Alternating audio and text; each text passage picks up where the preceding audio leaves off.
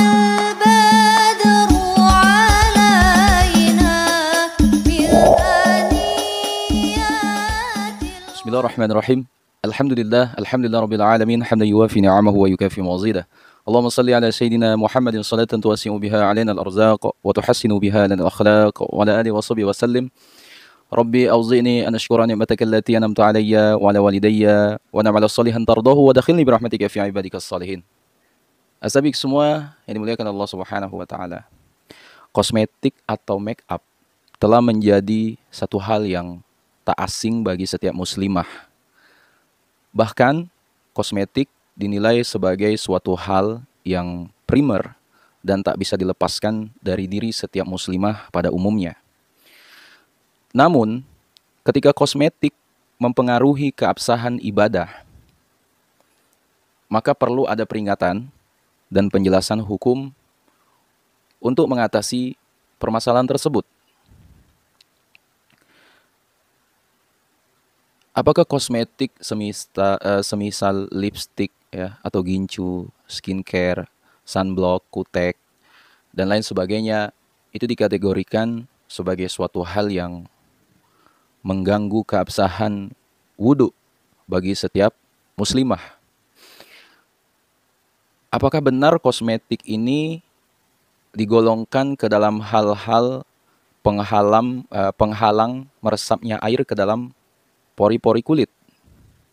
Azabi semua, maka kita akan ulas hal tersebut ya, dalam kacamata fikih menurut sudut pandang dari ulama dan para pakar ilmu fikih yang kredibel dan terpercaya. Yang pertama, lipstick atau gincu. Lipstick ya, menurut pendapat mayoritas ulama kontemporer Hadramaut ya, itu digolongkan dari hal-hal yang menjadi penghalang meresapnya air ke dalam pori-pori kulit. Ya, maka tidak sah wudhu setiap muslimah yang tak menghilangkan lipstiknya terlebih dahulu sebelum berwudhu. Ya. Salah satunya pendapat dari pakar ilmu fikih sekaligus rektor Universitas Imam Syafi'i ya, Hadramaut, Sayyidi Al-Murabbi Dr. Muhammad bin Ali Ba'atiyah ya. Beliau berkata, termasuk dalam kategori bahan-bahan penghalang meresapnya air ke dalam pori-pori kulit yaitu krim wajah, pemerah pipi, serta lipstik atau gincu. Itu dalam kitab Ghayat Al-Munasyarah Safinatun Najah, halaman 179. Konsensus Ijma' Markaz At-Tamayyuz Al-Bahthi dari negeri Hijaz itu mengemukakan pendapat yang senada serta menambahkan ya, adapun lipstik yang tak dapat hilang dalam rentang waktu 1 hari penuh serta hanya mampu dihilangkan dengan suatu zat tertentu, sungguh sangat jelas bahwa lipstik tersebut menghalangi resapan air ya ke dalam pori-pori kulit dan mengganggu keabsahan wudhu ya, dalam Al-Mawsu'ah Al-Muyassarah halaman 45. Maka dituntut bagi setiap muslimah ya untuk membasuh air dan menghilangkan terlebih dahulu ya, bekas kosmetik tersebut sebelum berwudhu ya, agar resapan air ke dalam pori-pori kulit tak terhalang dengannya. Nah, jika setiap muslimah patuh ya, serta mengikuti langkah-langkah ini ya, maka insya Allah ia akan meraih keabsahan ya, dalam berwudhu ya, yang merupakan kunci gerbang dari keabsahan sholatnya. 2. Kutek ya, sebuah istilah dari sesuatu yang umumnya digunakan oleh para muslimah untuk menghias kuku atau jari jemarinya dengan cara dioleskan di atas kuku-kukunya ya, hingga menghasilkan kuku dengan berbagai macam warna ataupun corak. Para ulama ya dan pakar ilmu fikih itu sepakat bahwa kuku tergolong ke dalam bagian kedua tangan yang wajib dibasuh oleh setiap muslimah di setiap wudhunya. Ya. Nah, apakah kutek ini termasuk hal yang menjadi penghalang meresapnya air? Asabiku semua, mayoritas para pakar, mufti dan ulama fikih itu menyatakan bahwa kutek ya, yang sering digunakan oleh muslimah itu tergolong sebagai sesuatu hal yang menghalangi resapan air. Karena sebab kandungan zat kimia di dalamnya. Ya. Pendapat ini merupakan hasil konsensus dari Al-Fatawa Al-Mishriyah, ya, Majelis Fatwa Mesir, dan Lajnah Al-Awqaf Al-Imaratiyah, ya, Majelis Fatwa Uni Emirat Arab. Mufti pesisir Hadramaut, ya, sekaligus salah satu pemrakarsa berdirinya Universitas Al-Ahqaf, yaitu Al-Habib Abdullah bin Mahfud Al-Haddad, ya, dalam salah satu dialog interaktifnya yang disiarkan oleh salah satu stasiun radio setempat, itu menyatakan kutek ya termasuk hal yang menghalangi resapan air ke dalam pori-pori kulit. Ya. Nah, maka bagi ya muslimah, diwajibkan bagi para muslimah untuk menghilangkan kutek tersebut sebelum berwudu. Ya. Adapun hukum memakai kutek ya bagi wanita yang sedang haid ialah mubah, ya boleh, dikarenakan tak adanya kewajiban sholat baginya. Ya. Namun ketika ia sudah mampet ya, dan hendak bersuci, ya, maka wajib baginya untuk menghilangkannya. Ya. Nah, kemudian beliau pun memperingatkan ya, para muslimah ya, di akhir dialognya, serta memberi nasihat. Ya. Perlu diketahui, kata beliau, bagi para muslimah, ya sesungguhnya kutek ini diperuntukkan untuk wanita-wanita non-muslim. Ya, wanita-wanita non-muslim yang jauh akan nilai-nilai agama dan tak mengenal akan kewajiban sholat, ya, serta tak mementingkan agama. Maka diedarkannya lah kutek ini, ya, hingga sampai di tangan muslimah, ya, merupakan salah satu upaya dan tipu muslihat iblis ya, melalui perantara negeri barat selaku pemasok kutek ini, ya, dengan tujuan ya merusak keabsahan ibadah setiap muslimah, ya, khususnya sholat ya, yang merupakan penyokong agamanya, ya, serta penyelamatnya dari jurang neraka.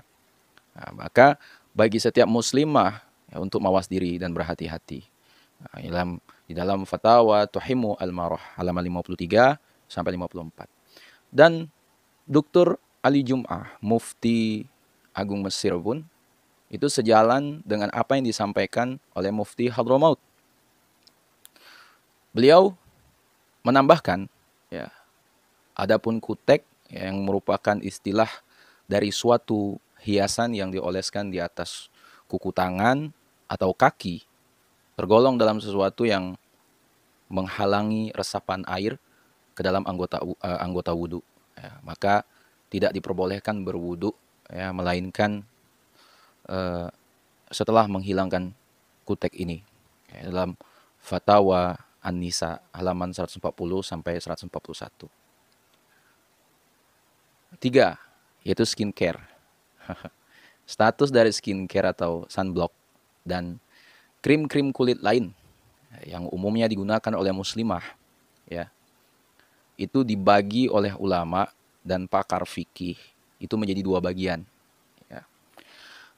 Pertama, jika krim-krim kulit hanya berupa pelembab kulit ya, yang tak meninggalkan al-jim ya, atau zat penghalang, ya, maka boleh bagi muslimah untuk berwudu ya, tanpa dituntut untuk menghilangkan krim itu lebih dahulu. Ya. Namun seyogyanya untuk membilas krim tersebut dengan basuhan wudhu seraya menggosoknya. Nah. Kedua, jika krim-krim tersebut mengandung zat-zat penghalang ya, yang dikonotasikan dengan waterproof ya, hingga terbentuk lapisan baru ya, di atas kulit, maka jelas ya, hal ini tergolong ke dalam penghalang air yang wajib dihilangkan terlebih dahulu ya sebelum berwudu. Nah, azabiku semua, bagian kedua inilah yang dimaksudkan oleh Al-Imam Ibnu Hajar dan Al-Imam Zakaria Al-Ansari ya dalam tuturnya. Itu diwajibkan ya. Diwajibkan sebelum berwudu untuk menghilangkan masker kulit ya.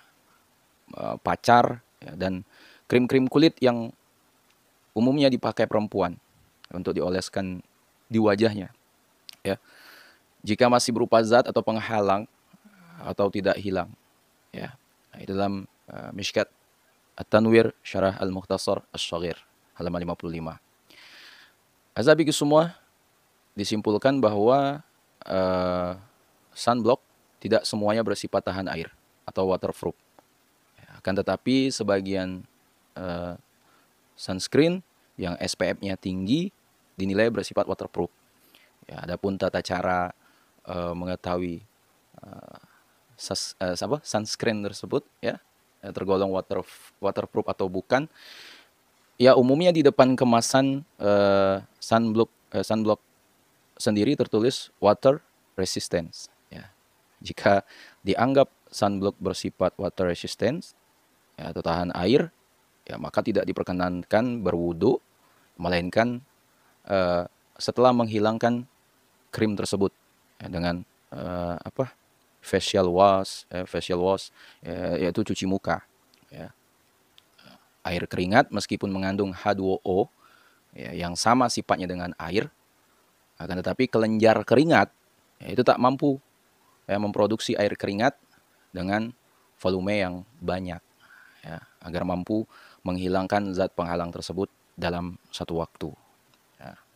Air keringat tak akan mampu memiliki kekuatan ya, yang sama dengan basuhan air ya, serta tak akan mampu menghilangkan secara sempurna ya sunscreen tersebut. Azabiku semua, nah itulah ya, hal yang bisa dapat saya sampaikan. Sekiranya video ini bermanfaat, azabiku semua jangan lupa share kepada orang-orang yang kita cintai ya, dan jangan lupa juga ya share ke media sosial kalian yang lain.